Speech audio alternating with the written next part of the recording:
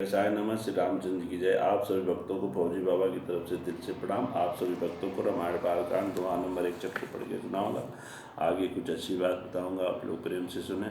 पिता भवन उत्सव प्रमजौ प्रभु आयस होय, तो मैं जाऊँ कृपायतन सादर देखन सोई।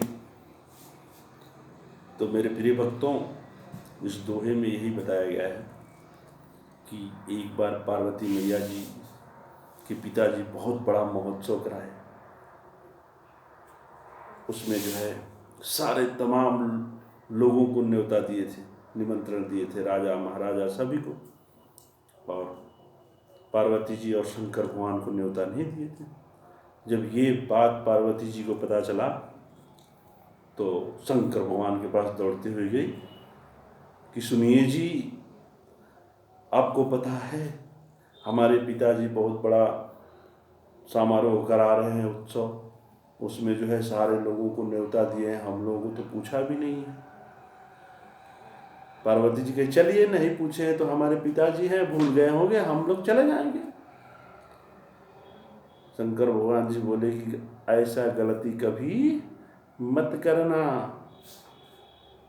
क्योंकि जब हम लोगों को निमंत्रण नहीं दिया गया है तो हमारे लिए वहाँ पर कोई व्यवस्था नहीं होगी। क्योंकि जो उस चीज़ को कराता है तो वो उतने आदमी को निमंत्रण देता है और उतना ही व्यवस्था बनाता है।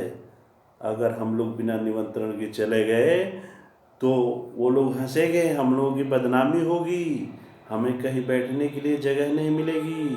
आप समझिए, पार्वती जी समझ नहीं रही। बोले ऐसा क्यों? तो उन्होंने बताया कि एक बार स्वर्ग नगरी में सभी देवताओं का उत्सव समारोह हुआ था, जिसके अंदर मैं गलती से चला गया। बोला हो सकता है भूल गए होंगे। और जब मैं वहाँ गया तो मेरे लिए कोई व्यवस्था नहीं थी। सभी जो है देवता लोग हंसने लगे, बहुत मेरे को अपमान हुआ और मैं वापस आ गया। इसीलिए मैं बता रहा हूँ कि बिना निमंत्रण का कहीं भी मत जाइए। आपका कितना प्रिय दोस्त हो, आपका पिता हो, भाई हो, भौजाई हो, कोई भी हो, जब तक आपको निमंत्रण कार्ड नहीं देता है तो आपको वहाँ जाना उचित नहीं है। क्यों? क्योंकि हो सकता है उसके दिल में आपके प्रति कोई न कोई ऐसी बात हुई हो, बहुत पहले कोई न कोई झगड़ा हो, इसलिए वो आपको निमंत्रण कार्ड नहीं दिया है।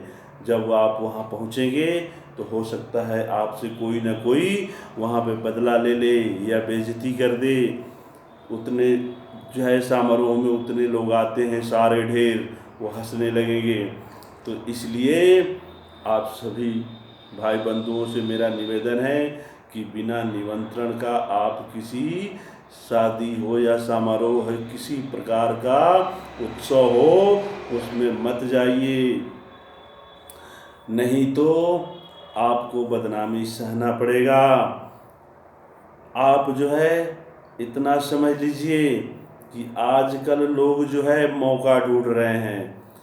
जहाँ पर मौका मिला वहीं पर आपको जो है इज्जत लूट देंगे। तो फिर एक बार जो है आपका जो है इतने लोगों के बीच में इज्जत चला गया तो फिर वापस नहीं आएगा। तो आप लालच में मत पड़िए। कहा गया है कि लालच बुरी बलाय।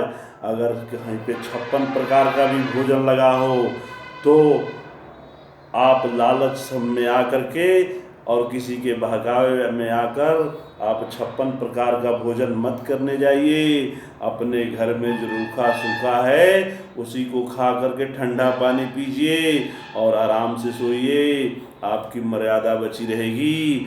आप जो है जी कर इस दुनिया में क्या करेंगे जब आपकी मर्यादा ही नहीं रहेगी।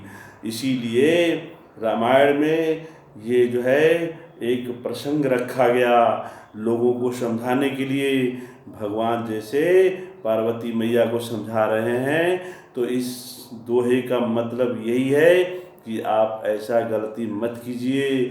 सुनकर भुला मत जाइएगा, हमेशा इस चीज़ को याद रखिएगा। नहीं तो जिनके साथ ऐसा व्यवहार हुआ है उनसे पूछ लीजिएगा। कि लोग कैसा जो है हमारे साथ विचार करते हैं।